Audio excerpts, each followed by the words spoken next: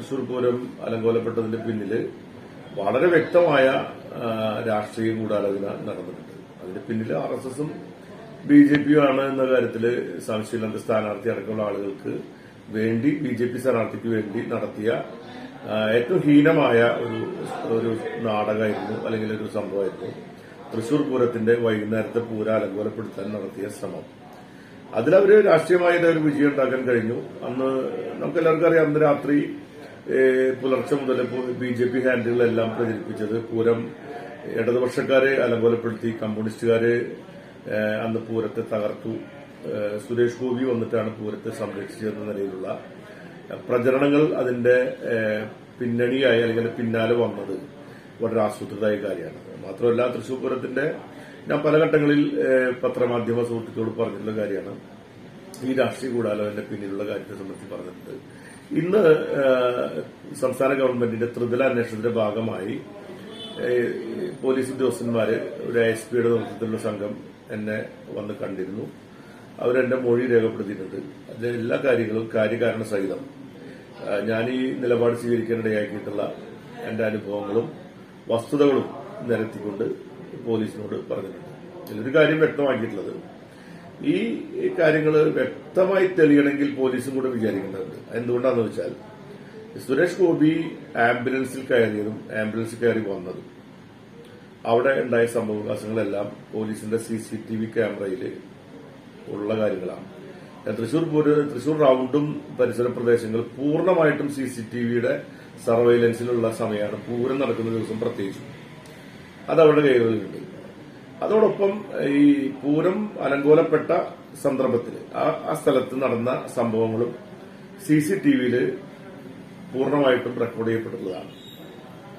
അതിനുശേഷം സംസ്ഥാന ഇവിടുത്തെ ജില്ലാ ഭരണകൂടവും തമ്മിൽ നടന്ന ചർച്ചയുടെ മുമ്പ് RSS നേതാക്കന്മാരായിട്ടുള്ള തില്ലങ്കേരി അടക്കമുള്ള ആളുകൾ അന്ന് നടത്തിയ പടിഞ്ഞാറൻ നടയിലൂടെ മുദ്രാവാക്യം വിളിച്ച് ജാഥയായിട്ട് വന്ന സന്ദർഭവും അതിനകത്ത് തള്ളിക്കയറാൻ നടത്തിയ ശ്രമങ്ങളും ശ്രീമൂലസ്ഥാനത്ത് അവർ നടത്തിയ നാമജപ പരിപാടികളും അടക്കമുള്ള നിരവധി സംഭവങ്ങൾ അവിടെ ഉണ്ടായിട്ടുണ്ട്. അതാരും പുറത്തു വന്നിട്ടുള്ള കാര്യങ്ങളല്ല.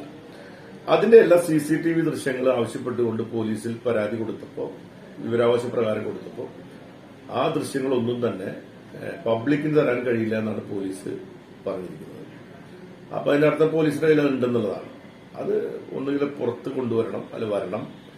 അതിന്റെ പരിശോധിച്ച് പോലീസ് ഈ ഞാൻ പറഞ്ഞ കാര്യങ്ങളിൽ വസ്തുതകളുണ്ടോ എന്നുള്ളത് അതുകൂടി പരിശോധിക്കുമ്പോൾ പോലീസിന് വ്യക്തമാക്കപ്പെടും. അപ്പൊ അത് പുറത്തു വിടണം എന്നുള്ളത് ഞാൻ പോലീസിനോട് എന്റെ ഇതിനകത്ത് ഞാൻ ആവശ്യപ്പെട്ടിട്ടുണ്ട്.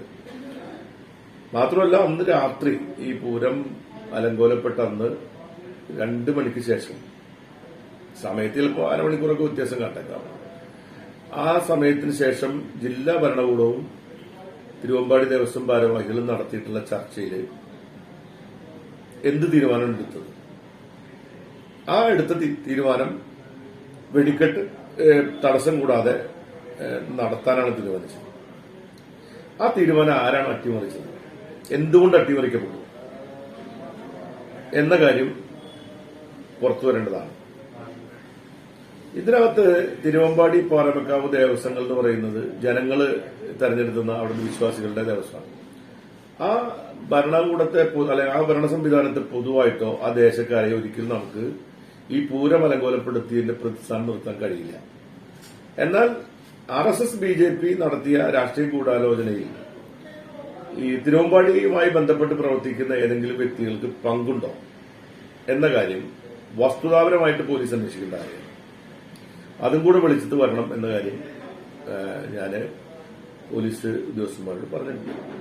അതിനർത്ഥം തിരുവമ്പാടി ദേവസ്വത്തെ ഒരു കാരണവശാൽ പ്രതിക്കൂട്ടിൽ നിർത്താൻ ഉദ്ദേശിച്ചുകൊണ്ടുള്ളതല്ല.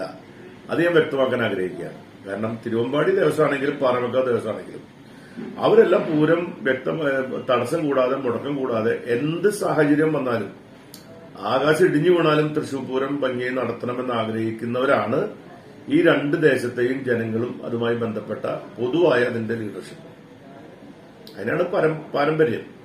അപ്പൊ അതിന് വിരുദ്ധമായിട്ട് എന്തെങ്കിലും അവിടെ ആർക്കെങ്കിലും അതിലെ വീഴ്ചകൾ സംഭവിച്ചിട്ടുണ്ടെങ്കിൽ അത് പരിശോധിക്കപ്പെടണമല്ലോ. ഞാനിത് പറയാൻ കാരണം എന്താണെന്ന് വെച്ചാൽ പൂരം അലങ്കോലപ്പെട്ടതിന്റെ പിന്നിൽ അന്ന് ഇലക്ഷൻ കാലത്ത് അത് ഇടതുപക്ഷക്കാരാണെന്നും സ്ഥാനാർത്ഥിയായിട്ടുള്ള എനിക്കെതിരെ ഇപ്പോഴും BJP RSS നേതാക്കന്മാര് പറയുന്നത് എന്താണ്? അവർ പരസ്യമായി പറയുന്ന പൂരം ഞങ്ങളൊക്കെ അലങ്കോലപ്പെടുത്തിയതാണ്, ഞങ്ങൾ പൂരത്തെ വേണ്ട വിധത്തിൽ അത് അലങ്കോലപ്പെടുത്താൻ വേണ്ടി ശ്രമിച്ചു എന്നാണ് അവർ പറഞ്ഞിരിക്കുന്നത്. അങ്ങനെ പറയുമ്പോൾ വസ്തുതയായിട്ട് പുറത്തു വരണം എന്നുള്ളതിൽ ഒരു നിർബന്ധം ഞങ്ങൾക്കുണ്ടാവുന്നത് സ്വാഭാവികം മാത്രമാണ്. അതിന്റെ ഭാഗമായിട്ടാണ് ഈ കാര്യങ്ങൾ വെളിച്ചത്ത് വരണമെന്ന് പറയുന്നത്. അതിന്റെ അർത്ഥം ഇപ്പോ ഈ വന്നിരിക്കുന്ന പ്രതിസന്ധിയുമായി ബന്ധപ്പെടുത്തിക്കൊണ്ട് ഇതിനെ കൂട്ടിക്കുഴയ്ക്കാനല്ല. ഇപ്പൊ ഉണ്ടായിരിക്കുന്ന പ്രതിസന്ധി നമ്മളെല്ലാവരും കൂടി പരിഹരിക്കാൻ എല്ലാവരും കൂടി ശ്രമിക്കുകയാണ്. ഇപ്പോ തിരുവമ്പാടി പാറമേക്കാവ് ദേവസ്വങ്ങള്, മറ്റ് പൂര കമ്മിറ്റിക്കാരും ഫെസ്റ്റിവൽ കോർഡിനേഷൻ കമ്മിറ്റിയും ഇപ്പൊ പുതുതായിട്ട് വന്നിരിക്കുന്ന ആന എഴുന്നള്ളിപ്പുമായി ബന്ധപ്പെട്ട് ഹൈക്കോടതിയുടെ വിധി അല്ലെങ്കിൽ ഓർഡർ, വിധി എന്ന് പറയാൻ പറ്റില്ല, ഓർഡർ, ഹൈക്കോടതിയുടെ ഒരു ഓർഡറിനെ നമുക്ക് എങ്ങനെ മറികടക്കാൻ പറ്റും? അത് സർക്കാരും കൂടി ഒരുമിച്ച് നിന്നുകൊണ്ട്, സർക്കാരിന്റെ കൂടി ഈ ദേവസ്വങ്ങളുടെ ഭാഗത്ത് നിർത്തിക്കൊണ്ട്, സർക്കാരിന്റെ കൂടി സഹായത്തോടുകൂടി നിയമപരമായ മാർഗത്തിലൂടെ അത് മറികടക്കാൻ വേണ്ടിയിട്ടുള്ള ദ്രുതഗതിയിലുള്ള ശ്രമങ്ങൾ നടത്തിവരികയാണ്.